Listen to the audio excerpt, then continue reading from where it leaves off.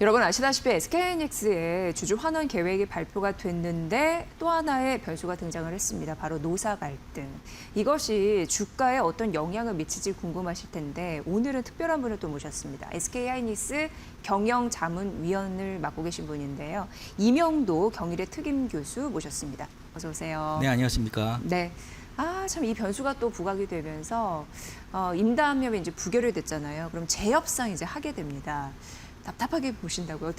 어떻게 좀 느낌을 좀 듣고 싶습니다. 아니, 좀 안타깝죠. 예. 이 내용을 보면 네. 노사가 협의를 해서 어떻게든지 합의점을 도출을 한 것 같고 또 전체 100% 중에 40%는 현금이고 그다음에 나머지 60%는 자사주인데 네. 60% 중에 40%는 바로 매도가 가능하도록 이렇게 됐다는 거 아니에요? 네. 그러면 노조 입장에서는 80%를 현금으로 가질 수 있는 상태이기 때문에 또 지금 밝혀지지 않았지만 여러 가지 뭐 복리후생 이런 것들도 많이 있을 거예요. 임금 상승률도 6%가 넘는 걸로 지금 알려졌거든요. 네네네. 그래도 이 정도면 사실 노조 입장에서도 어쨌든 뭐 협상이 잘했다라고 생각을 해서 투표를 붙였을 건데 이게 뭐 50.08%인가요? 25표 차라고 이게 부결이 된 거는 제가 볼 때는 하이닉스 경영진들이 소통을 잘못했다. 네. 노조를 설득을 못 시켰다. 구성원들을. 왜냐하면 지금 투표율이 약 94%라면 네. 뭐 휴가나 출장 간 사람 빼고는 다 했다는 거거든요. 그렇죠. 그럼 그만큼 관심이 있었는데 이것이 부결했다는 거는 하이닉스 경영진들이 적극적으로 소통을 실패한 게 아니냐. 결국은 외부에서 볼 때는 노사가 다 패배자로 보일 수밖에 없고 주주 입장에서 볼 때는 첫 번째 그 역대급의 성과급이 있을 때 굉장히 좀 비판의 목소리가 높지 않았습니까? 네네. 영업이익에서 먼저 이렇게 떼가는 게 뭐냐라고 해서 문제가 많았는데 이번에는 스무스하게 잘 협상을 해서 타결을 봐야 되는데 불구하고 역대급의 성과급에 대해서 이렇게까지 포장을 못하나. 그리고 ADR 상장 이후에 한 달 동안 커뮤니케이션 못한다고 해서 2분기 실적 때 진짜 아무 얘기 안 했잖아요. 네. 그래서 하이닉스 경영진들이 스스로 주가를 그냥 낮춰버리는 악재를 스스로 만드는 상황이라서 정말 안타까워요. 그런데 이제 결과적으로는 뭐 타결은 되게 될 것입니다. 그 상적분인 뭐 협상 타결이 될 것 같아서 참 안타깝습니다. 네. 그러니까 어쨌든 잠정 합의안이 부결된 거는 불확실성 차원에서 봤을 때 악재로 작용할 만한 그런 요소였는데 재협상에 올라가면 어쨌든 타결은 될 가능성이 있다라고 언급해 주셨죠. 그렇죠. 네. 이게 뭔가 나쁜 일 때문에 뭐 파업으로 가고 뭐 이런 상황이 아니지 않습니까? 네. 어디 역대급의 이제 성과를 해서 어떻게 나눌 거냐. 어떻게 보면 굉장히 행복한 고민인데 네. 이걸 왜 이렇게 소통을 제대로 못 해가지고 그 구성원들이 그러니까 노조 구성원들이 만족을 못했다는 거잖아요. 네. 그 내용을 보면 여태까지 이렇게 부결되고 하는 사항들도 있었어요. 그런데 그렇게까지 불만을 표현할 수 있는 상황이 아니었는데 경영진들이 적극적으로 소통을 했어야죠. 그리고 노력을 하고 했어야 되는데 물론 문 걸어 잠궈 놓고 무슨 얘기가 오가는지는 알 방법이 없지만 25표 차이로 이렇게 부결했다는 건 내부에 엄청난 디베이트, 토론과 논란이 있었다는 거거든요. 근데 왜 그렇게 구성원들을 잘 설득을 못해서 이렇게 못했냐? 그 다른 또 이제 사무직 그 노조 같은 경우는 60% 이상 또 찬성이 나왔다는 거거든요. 이런 것을 볼 때는 내부적인 어떤 경영진들의 소통 능력의 부재, 그 최근에 CRPR, IR이라고 하는 그 소통과 관련된 임원들을 대거 잘랐거든요. 그러니까 하이닉스 경영진들의 지금 생각은 예. 물건만 잘 만들어서 돈만 잘 벌고 그러면 이제 다 용서가 될 걸로 지금 생각을 하고 있어요. 그래서 하이닉스 주주분들한테 제가 말씀드릴 수 있는 거는 하이닉스 경영진들이 뭔가 주주의 마음을 이해하고 공감 능력을 갖고 뭔가 메시지라고 뭔가 할 것이라는 기대는 아예 안 하시는 게 낫지 않나. 기대를 안 하면 실망을 덜 하시게 되고 네. 기대했다가 실망하시게 되면 또 욱하는 성격의 주식을 집어 던진단 말이죠. 네. 그러면 손해예요.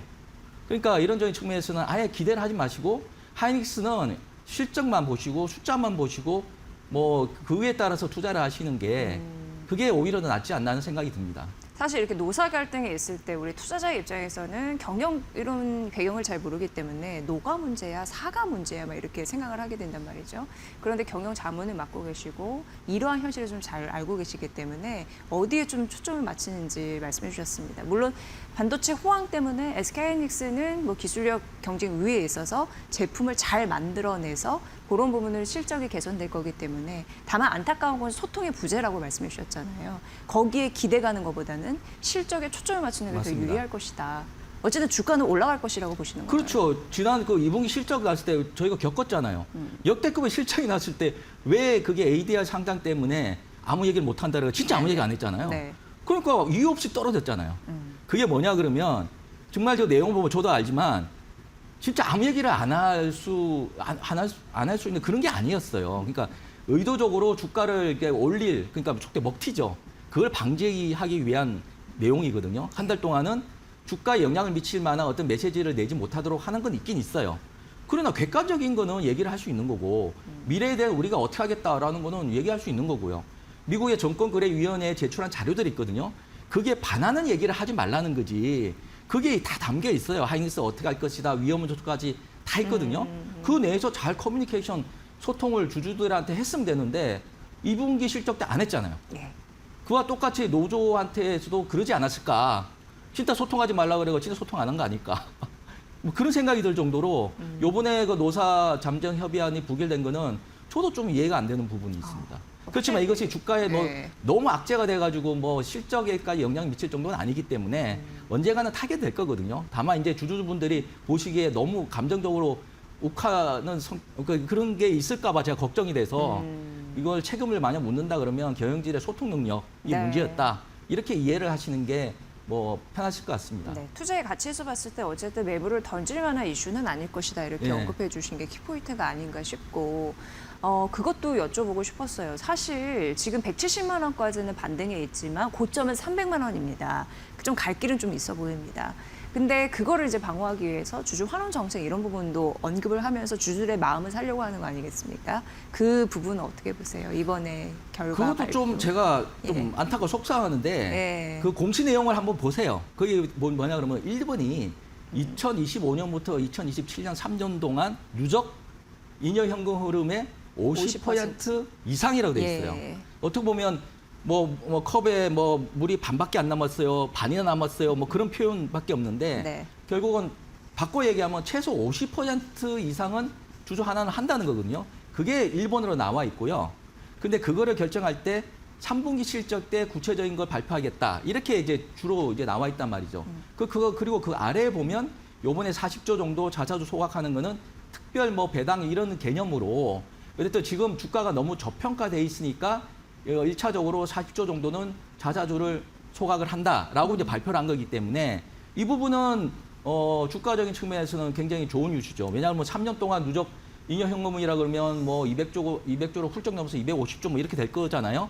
절반이라 그러면 125조, 뭐 150조 정도 되니까 그것에 이제 40조 정도 이제 소각을 한 거니까요. 물론 앞으로 어떻게 될 건지는 좀 더 봐야죠. 왜냐 그러면 역대급의 또 투자들이 또 줄줄이 있지 않습니까? 그런까지 고려를 해야 되기 때문에 그 부분 때문에 지금 발표를 구체적으로 못하고 3분기 때 보자라고 하는데 이것도 약간의 눈치 보기죠. 왜냐 그러면 네. 키옥시아나 뭐 마이크론이나 이런 앱스테이는 뭐 100% 환원하겠다 이러고 있기 그러니까요. 때문에 네. 여기 눈치 보기 하면서 어떻게 보면 조금씩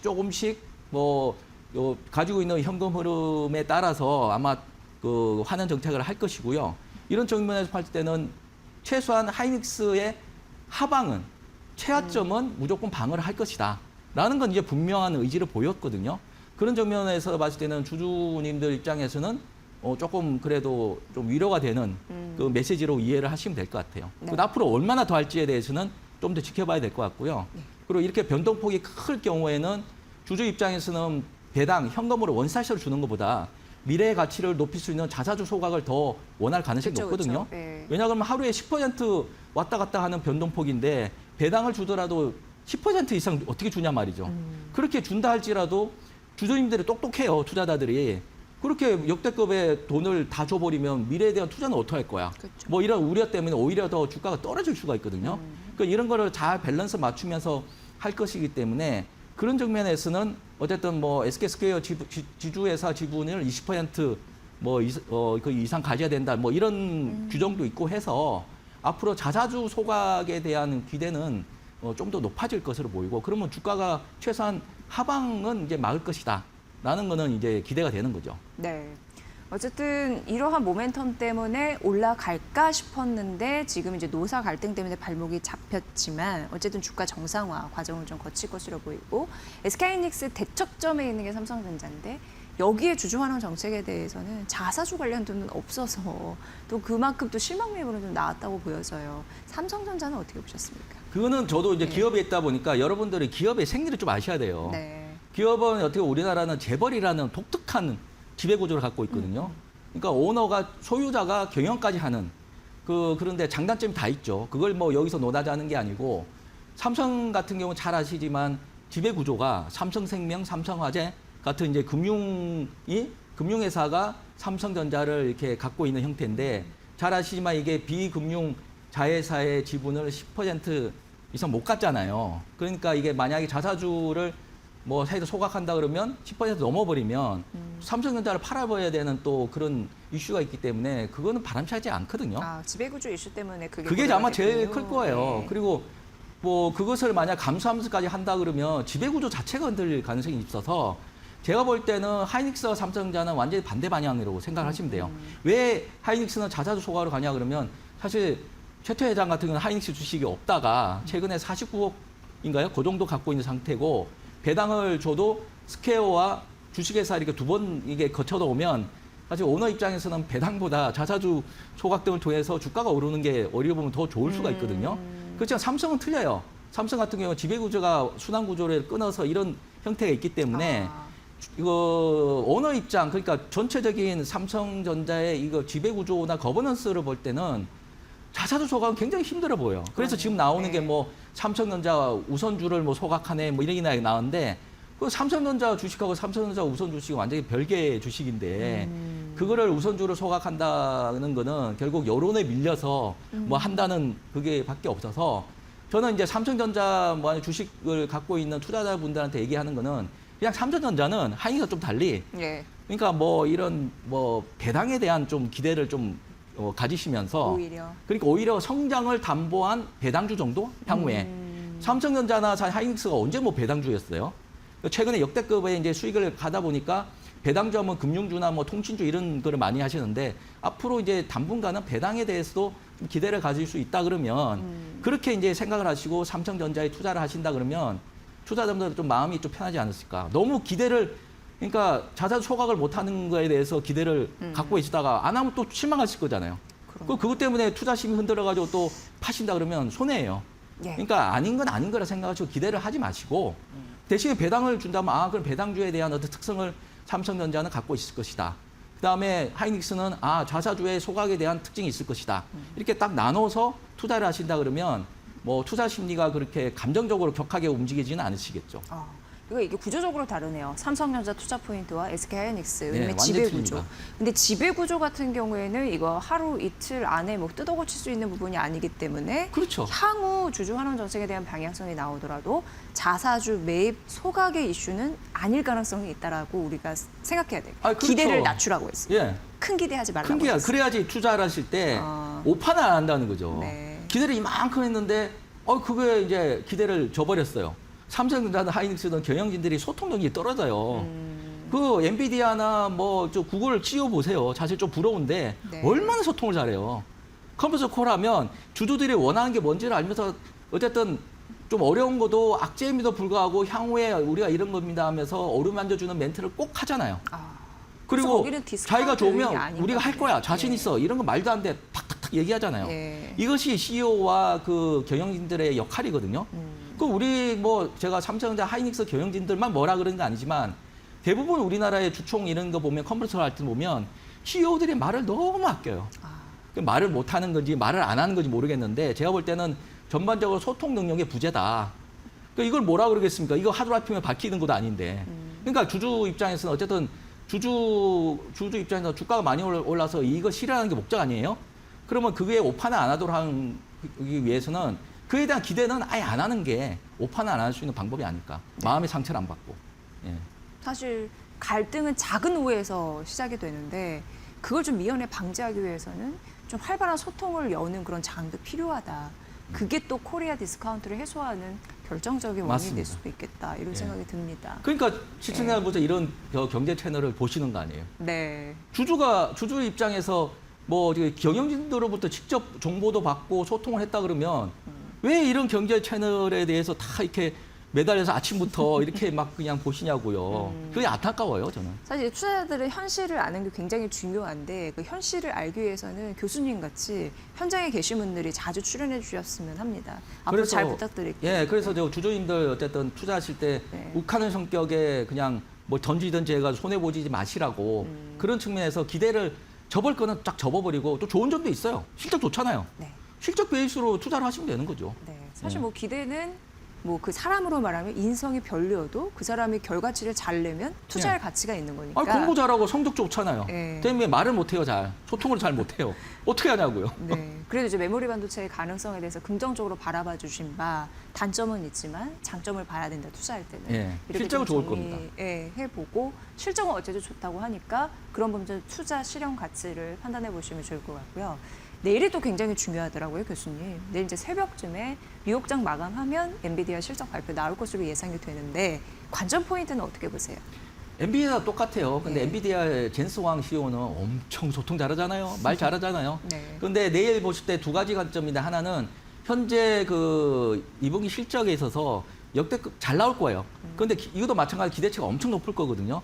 근데 여러 가지 수주 중에 가장 조심스럽게 주목하셔야 될 게 매출 대비 영업이익률. 그게 지금 약 75%인데 네네. 그거보다 떨어진다 그러면 시장에서 조금 부정적으로 볼 가능성이 상당히 높아요. 왜냐하면 엔비디아의 영업이익률이 많이 떨어져. 영업이익이 아니고 매출 대비 영업이익이 많이 떨어진다고 그러면 아 이것이 이제 반도체 입장에 봤을 때는 피크아웃이 아니냐라고 네네. 이제 받아들이면서 반도체 주가에 영향을 미칠 수가 있어요. 그걸 먼저 잘 보셔야 될 것 같고요. 두 번째 역시나 이제 가이던스죠. 이제 3분기 어떻게 할 거냐. 근데 그 가이던스가 너무 높아요, 지금. 그 지난 분기에 뭐 8자가 붙었고 이번 기에는 9자가 붙었고 다음에는 1,000조 달러를 지금 기대를 하고 있잖아요.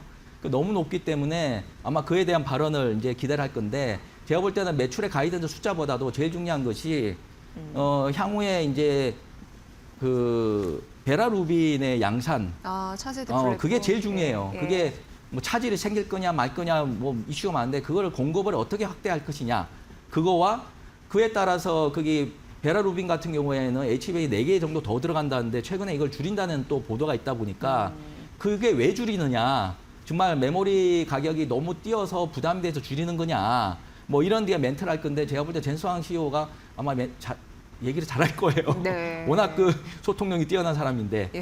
그걸 한번 좀 잘 보셔야 될 것 같고 그 외에는 뭐 내년에 AI 서브 가격을 뭐 15% 인상한다는데 그 분야가 결국은 이제 가격 올리게 되면 하이퍼스케일러들이 이제 부담을 갖게 됐다. 그러면 결국은 반도체 수요가 주지 않느냐 이렇게까지도 생각하시거든요. 매번 공식이에요 요즘에. 그렇죠. AI 네. 버블 때문에 그런 건데 네. 근데 이게 어떻게 반대로 생각하면 그 엔비디아 자신감의 표현일 수도 있어요. 네. 이 정도 가격 올려도 결국 산다. 순환 금융에 대한 비판도 있지만 워낙 돈을 잘 벌고 있기 때문에 그걸 결국은 자기 돈으로 보증을 해서 투자를 하고 네. 그것이 스타트업들이 향후에 많이 서서 매출을 올리고 이익이 나면 그걸로 다시 메꿀 수 있다.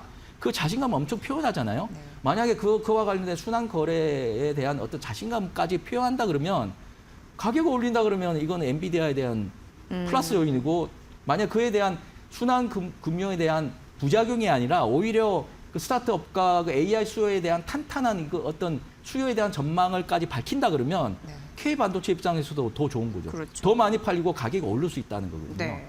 그러니까 앞서 말씀 얘기 한 두세 가지 정도를 아마 유시인 보시고 그게 긍정적으로 뭐 얘기를 했고 그에 대한 데이터가 있다 그러면 하이닉 주식도 탄력을 받을 거고요. 아니다 그러면 조금 또 좀 하락하겠죠. 네. 그리고 그 다음에 있을 그 워시 의장의 또 메시지도 중요하니까 이게 겹쳐 있어요 지금. 그래서 이번 주까지는 주주들 투자자들의 이번 주까지는 다들 이렇게 한번 관망을 하는 것 같아요. 네. 저희가 이제 준비한 질문에 반도 못했지만 다음번에 곧 자주 나와주셔서 이걸 정리해 주시고 내일 아무튼 중요한 엔비디아 실적 포인트 짚어주셨으니까 꼭 참고해 보시기 바랍니다. 이명도 기자님과 함께했습니다. 고맙습니다. 네, 감사합니다.